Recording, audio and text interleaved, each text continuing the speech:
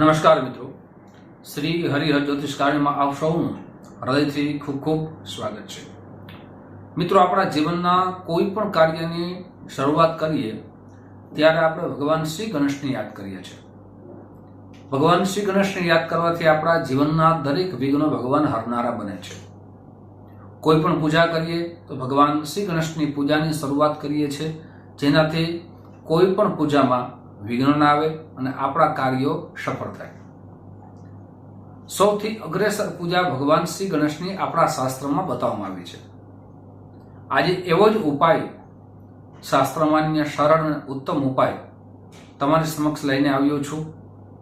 જે સંતાનોના લગ્ન ન થતા હોય, ઉંમર વધતી જતી હોય અને એના માતા પિતા ખૂબ ચિંતા કરતા હોય, તો આજનો ઉપાય છે એમના માતા પિતા પણ કરી શકે છે અને જેમના લગ્ન ન થતા હોય એ પણ કરી શકે છે।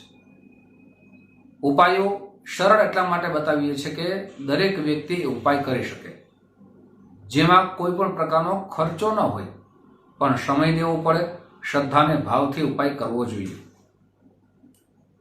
ઘણા બધા ઉપાયો આપણા શાસ્ત્રમાં બતાવ્યા છે, કઠિન છે, પણ એ દરેક ઉપાયોની પાછળનું પરિણામ ઉત્તમ હોય છે।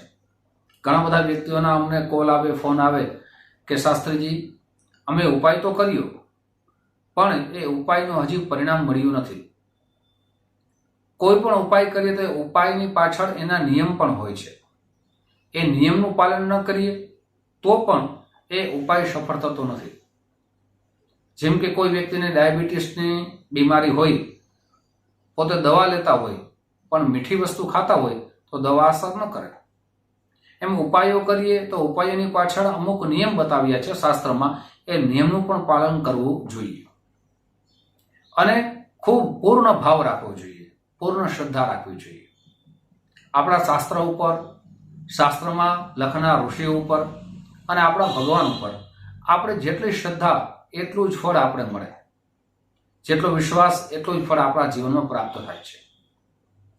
હવે જે બાળકોના, પછી પુરુષ હોય અથવા મારા બહેનો હોય, એમના લગ્ન ન થતા હોય, સારું પાત્ર હોય, સુંદર પાત્ર હોય, સારું એજ્યુકેશન હોય, સારી નોકરી હોય, સારો પરિવાર હોય, છતાં જે પાત્ર મળવું જોઈએ ન મળે ત્યારે એ પરિવાર નિરાશ થઈ જાય છે, એ સંતાનો નિરાશ થઈ જાય છે કે મારા જીવનમાં કોઈ પણ પ્રકારની ખામી નથી, છતાં અમારા જેવું પાત્ર મળતું નથી। આજનો ઉપાય એવો સુંદર છે, એવો ઉત્તમ છે કે આ ઉપાય કરવાથી આપણા જીવનમાં સુપાત્ર પ્રાપ્ત થશે, સાથે આપણા જીવનના દરેક પ્રકારના વિઘ્નો પણ જરૂર દૂર થશે। અને કોઈ પણ વિડીયો જ્યારે અમે શરૂઆત કરીને એ ઉપાયની જે ચાલુ કરીએ ત્યારે ઘણા બધા વ્યક્તિઓ પણ વાત કરે છે, ચર્ચાઓ કરે છે કોમેન્ટ્સ બોક્સમાં કે શાસ્ત્રીજી ડાયરેક્ટ ઉપાય બતાવી દો, પણ ઉપાયને સમજો, વિડીયો સાંભળો। તમે 10 મિનિટનો ટાઈમ ન કાઢી શકો વિડીયો સાંભળવા માટે અથવા એ ઉપાય માટે ટાઈમ ન કાઢી શકો અને ફળની આશા રાખો, યોગ્ય નથી। સૌથી પહેલા જે ઉપાયો કરીએ, ઉપાયને સમજવા પડે અને સમજી વિચારીને કરીએ, શ્રદ્ધાને ભાવથી કરીએ તો એનું ફળ મળે। આપણે ખેતરમાં માંડવી વાવીએ છીએ તો એ માંડવીને ઉગતા ઓછામાં ઓછો જેટલો ટાઈમ બતાવ્યો છે એટલો ટાઈમ તો જવા દઈએ તો જ એ માંડવી પાકે। હવે આજે માંડવી વાવી અને કાલે આપણે લેવા જઈએ તો એ માંડવી તૈયાર ન થાય। એમ ઉપાયો બતાવ્યા છે, એનો સમય હોય, આપણા કર્મો હોય, એ કર્મ પ્રમાણે આપણી શ્રદ્ધા હોય, આપણો વિશ્વાસ હોય, એ પ્રમાણે આપણા જીવનમાં ફળ મળે જ છે। 2 દિવસ કેવલ ઉપાય કરીને મૂકી દઈએ અને પછી ફળની આશા રાખી, એ ક્યાં સુધી યોગ્ય છે? હવે આ ઉપાય જે કહી રહ્યો છું એ ઉપાય માતા પિતા અને સંતાનો પણ કરી શકે છે, કોઈ પણ દિવસે, કોઈ પણ સમયે, પણ છતાં ઉત્તમ બુધવાર અને પૂર્ણિમાનો દિવસ ઉત્તમ બતાવ્યો છે। બુધવારે અથવા પૂર્ણિમાના દિવસે શરૂઆત ન કરી શકો તો કોઈ પણ દિવસે કરી શકો છો, કોઈ પણ તિથિમાં કરી શકો છો। હવે આપ આ ઉપાય શરૂઆત સવારે ન કરી શકો તો સાંજે પણ કરી શકો છો। અને આ ઉપાય કેટલા દિવસ કરવાનો છે? સૌથી આ ઉપાય પુરુષોએ કેવલ ને કેવલ 30 દિવસ કરવાનો છે। મારા બહેનોએ 35 દિવસ કરવાનો છે. એના ધર્મના 5 દિવસ, જે 5 થી 6 દિવસ, 35 અથવા 36 દિવસ. હવે આ ઉપાયમાં કેવલ ને કેવલ શું જોઈએ? તો કેવલ ને કેવલ આપના ઘરની અંદર પ્રાણ પ્રતિષ્ઠિત મૂર્તિ ગણપતિ ભગવાનની જોઈએ. પછી કોઈ પણ ધાતુની હોય, માટીની હોય, તાંબાની હોય, પિત્તળની હોય, સોનાની હોય અથવા ચાંદીની હોય. આપણા ઘરમાં એ મૂર્તિ, સૌથી પહેલા ઉપાયની શરૂઆત કરીએ ત્યારે પ્રાતકાળમાં સૂર્ય ઉદિત થાય ત્યારે એ ઉઠી જવું જોઈએ. ઉઠીને આપની પ્રાતકાળની જે પણ પૂજા છે એ પરિપૂર્ણ કરી લ્યો. આપના ઈષ્ટદેવ, કુલદેવ, આપના પિતૃઓ બધાને વંદન કરી લ્યો અને આ પૂજાની શરૂઆત કરો, ઉપાયની શરૂઆત કરો. આપની સમક્ષ ગણપતિ ભગવાનની પ્રાણ પ્રતિષ્ઠિત જે મૂર્તિ છે એમાં સૌથી પહેલા 16 ઉપચાર દ્વારા પૂજાની શરૂઆત કરીએ. એ પૂજાની શરૂઆત થાય એ પહેલા સંકલ્પ લેવો જોઈએ. હવે માતા પિતા કરતા હોય તો એને કેટલી વસ્તુ બોલવાની આવશે? તો કે જે તિથિમાં કરો છો એ તિથિનું નામ લેવાનું છે, જે માસમાં કરો છો, જે વારે કરો છો. આપણે નક્ષત્ર જોતા ના આવડતું હોય તો અત્યારે એપ્લિકેશનના માધ્યમથી નક્ષત્ર જોઈ શકો છો, યોગ પણ જોઈ શકો છો. સાથે આપ કયા શહેરમાં કરો છો અથવા કોઈ પણ ગામમાં કરતા હોય, ગામડામાં, તો એનું નામ લેવાનું છે. હવે અમે જામનગરમાં રહીએ છીએ તો અમારે તીર્થ સ્થાન દ્વારકા નજીક પડે છે. દ્વારકા ક્ષેત્રે, જામનગર ગ્રામે, અથવા આપ રાજકોટ હોય, અમદાવાદ હોય, કોઈ પણ સિટીમાં હોય તો એ સિટી અથવા ગામનું નામ લેવાનું છે. હવે એ સંકલ્પમાં આપને તુલસીનું, આમ તો સંકલ્પ માટે કહું છું, ભગવાન ગણપતિ ભગવાને તુલસી ચડાવવાના નથી, સંકલ્પ માટે કહું છું. અથવા દુર્વા, સંકલ્પ માટે દુર્વા લેવાની છે, એક સુપારી લેવાની છે, સિક્કો લેવાનું છે, જલ લેવાનું છે, ચોખા લેવાના છે અને પુષ્પ લેવાના છે. એક વાટકામાં અથવા હાથમાં અથવા ચમચીમાં થોડું થોડું માત્રામાં લઈને સંકલ્પ કરવાનો છે. હવે સંકલ્પ કરો ત્યારે પિતા કરતા હોય તો પુત્રનું નામ લે, પુત્ર માટે કરતા હો છો. માતા કરતા હોય તો પુત્રનું નામ લઈ, એમના પિતાનું નામ લઈ, તમારી અટક બોલી સાથે આપના ગોત્રનો ઉચ્ચાર કરવાનો છે. ગોત્ર ન આવડે તો કાશ્યપ એવો શબ્દ બોલવાનો છે. કાશ્યપ ગોત્રોત્પન્ન, એટલે ગોત્રનું ઉચ્ચારણ કરી અને પછી 1 માસ સુધી કરવાની છે. તો આપને જે શ્લોક આપની સમક્ષ રાખું છું એ એમની ઓછામાં ઓછી 7 માળા, 14 માળા, 21 માળા અથવા 28 માળા કરી શકો. જેટલી કરી શકો રોજની એટલી આપને બોલવાની છે. 7 માળા કરો તો રોજની 7 માળા કરશું, 30 દિવસ સુધી કરશું. સંસ્કૃતમાં શ્લોક, સંસ્કૃતમાં સંકલ્પ છે પણ ગુજરાતી આપને બોલીને સંકલ્પ કરી શકો છો. હવે સંકલ્પ થઈ ગયા પછી એ ભગવાનના ચરણમાં અર્પણ કરી દેવાનું છે, એ સંકલ્પનું જલ. હવે સંકલ્પ થઈ ગયા પછી આપણે 16 ઉપચાર દ્વારા ભગવાનની પૂજા આવડતી હોય ગણપતિ મહારાજની, અને જે ઉપાય બતાવું છું બ્રહ્માસ્ત્ર માનજો, સિદ્ધ થયેલો ઉપાય છે. ઘણા બધા ઉપાયો આપ કરી ચૂક્યા છો અને ઉપાયોથી થાકી ગયા છો, તો આ ઉપાયના માધ્યમથી મને લાગે છે ગણપતિ ભગવાનની કૃપાથી આપના સંતાનોના, દીકરા અથવા દીકરીના લગ્ન ભગવાનની કૃપાથી અવશ્ય થશે. સાથે આપની સંતાનોની જન્મપત્રિકા પણ સારા વિદવત જ્યોતિષ આચાર્યને બતાવી અને એ પૂજા પાઠ પણ આપ કરાવી શકો છો. હવે સંકલ્પ અને 16 ઉપચાર દ્વારા ભગવાનની પૂજા થઈ ગઈ. 16 ઉપચાર દ્વારા આપને પૂજા ન આવડતી હોય તો 5 ઉપચાર દ્વારા ભગવાનની પૂજા કરી શકીએ. 5 વસ્તુ ચડાવીને પંચોપચાર કહેવાય. ગણપતિ ભગવાનને તિલક કરો, ગણપતિ ભગવાનને ચોખા પુષ્પ ચડાવો, ભગવાનને ધૂપ દીપ અર્પણ કરી ભગવાનને નૈવેદ્ય લાડુનો ભોગ અર્પણ કરો, ભગવાનને ભોજન કરાવો, ભગવાનની આપ કપૂરથી આરતી કરો. આટલી સંક્ષેપ પૂજા કરી અને ભગવાનને પ્રાર્થના કરો કે હે ભગવાન, મારા સંતાનના જીવનમાં લગ્ન બાબતમાં જે પણ વિઘ્ન આવે છે એ દરેક રીતે ભગવાન આપ દૂર કરો. આપ તો વિઘ્ન હરનારા છો.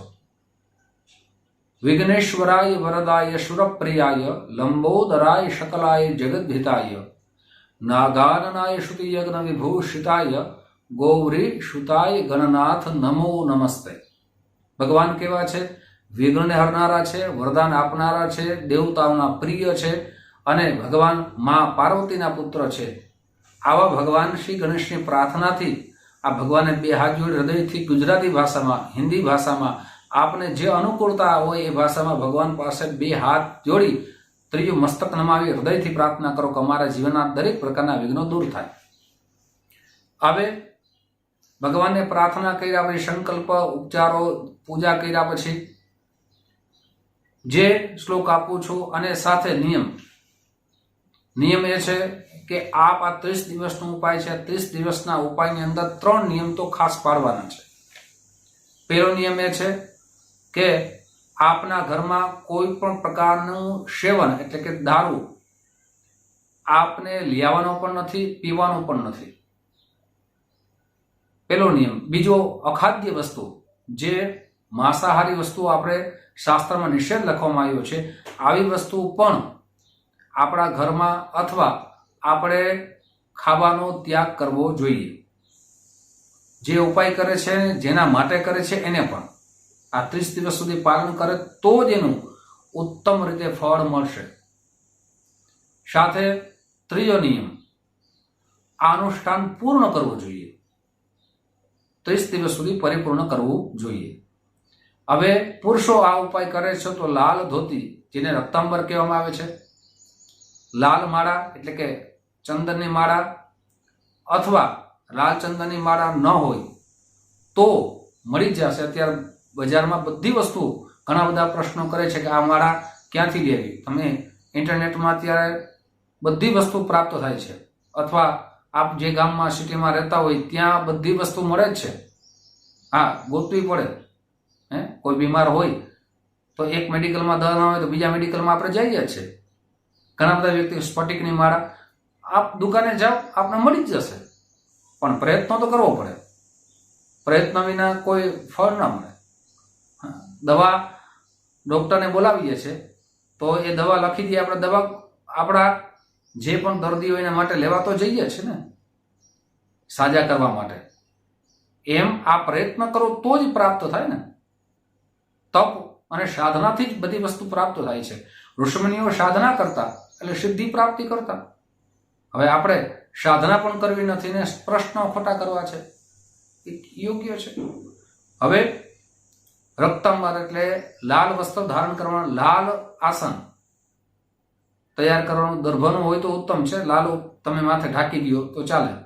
લાલ ગૌમુખી, માળામાં રાખવાની જે વસ્ત્ર એને ગૌમુખી કહેવામાં આવે છે.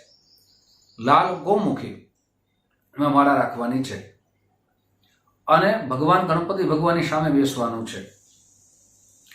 બહેનોએ લાલ કોઈ પણ વસ્તુ, લાલ આપણે જે વસ્ત્ર હોય એ ધારણ કરી શકે છે. લાલ સાડી ન હોય તો એક રૂમાલ પણ લાલ રાખી શકે છે. ભગવાન ગણપતિ સામે બેસી ગયા પછી ભગવાનને પ્રાર્થના કરવાની. પછી આ મંત્ર આપું છું, એ એમની આપણે 7, 14, 28 જે સંકલ્પ પ્રમાણે આપણે માળા કરવાની છે. અદ્ભુત પ્રયોગ છે. એક વખત કરીને જો, એનું પરિણામ જો, અને જેને કર્યો છે એમના જીવનમાં એમનો લાભ મળ્યો છે. આ મંત્ર, આ શ્લોક તમારી સમક્ષ રાખું તે પહેલા એક નમ્ર પ્રાર્થના છે. મારા નવા મિત્રો વિડીયો જોઈ રહ્યા છો, મિત્રો આ વિડીયો તમને ગમે જરૂર લાઈકનું બટન દબાવજો.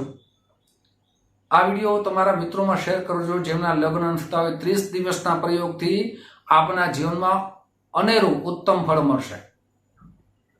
સાથે કુંડલી વિશ્લેષણ માટે ઘણી વખત ઘણા બધા વિડીયોમાં કહી ચૂક્યો છું કે જ્યોતિષ જોવાનો જે સમય છે સવારે 10 વાગ્યાથી 1 વાગ્યા સુધી છે, સાંજે 5 વાગ્યાથી લઈ અને 9 વાગ્યા સુધી છે. આ સમય કહું છું એપોઇન્ટમેન્ટ લેવાનો સમય છે અને જોવાનો ટાઈમ છે. ઓનલાઈન આપને કુંડલી બતાવ્યું હોય, જન્મપત્રિકા બતાવી હોય તો એના માટે જન્મ તારીખ, જન્મ સમય, જન્મ સ્થળ આ બધું વોટ્સઅપ કરી દેશો. વોટ્સઅપ નંબર આપવામાં આવ્યા છે અને આ સમય જ કોલ કરવાનો, જેનાથી આપને મુલાકાતનો સમય મળી શકે.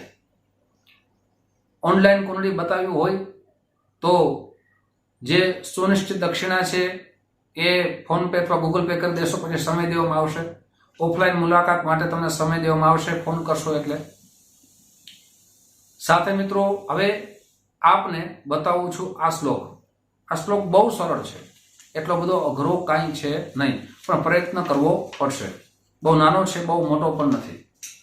ઓમ શ્રી ગમ સૌભાગ્ય ગણપતયે વર વરદ સર્વ જનમે વસમાનાય સ્વાહા. ફરીથી બોલું છું. ઓમ શ્રી ગમ સૌભાગ્ય ગણપતયે વર વરદ સર્વ જનમે વસમાનાય સ્વાહા. આપ 5-10 વખત પ્રયાસ કરશો એટલે તમને બહુ સહેલાઈથી આવડી જશે. 30 દિવસ સુધી ઉપાય કરીને જોઈને પરિણામ આપે ન વિચાર્યું એવું મળશે. મિત્રો, આવા જ સરળ અને ઉત્તમ ઉપાય તમારી સમક્ષ રાખતો રહીશ. આપ જે અત્યારથી શુભકામના આપું છું કે આપણા સંતાનોની ખૂબ જ શીઘ્રતાથી ગણપતિ ભગવાન વિઘ્નો હરનારા બનીને એમના લગ્ન થઈ જાય. અને ખાસ મિત્રો, આપને વિડીયાને કોમેન્ટ્સ બોક્સમાં આ વિડીયો તમને ગમ્યો હોય તો ઓમ ગણેશાય નમઃ જરૂર લખજો. ભગવાનનું નામ લખવાથી પણ આપણું જીવનના દરેક પાપ ભગવાન હરનારા બને છે. એટલે ઓમ ગણેશાય નમઃ એક વખત જરૂર લખજો. ભગવાન ગણપતિ તમારા વિઘ્નો દૂર કરે એવી પ્રાર્થના સાથે મિત્રો, આપ સૌને મારા જય શ્રી કૃષ્ણ, મહાદેવ હર.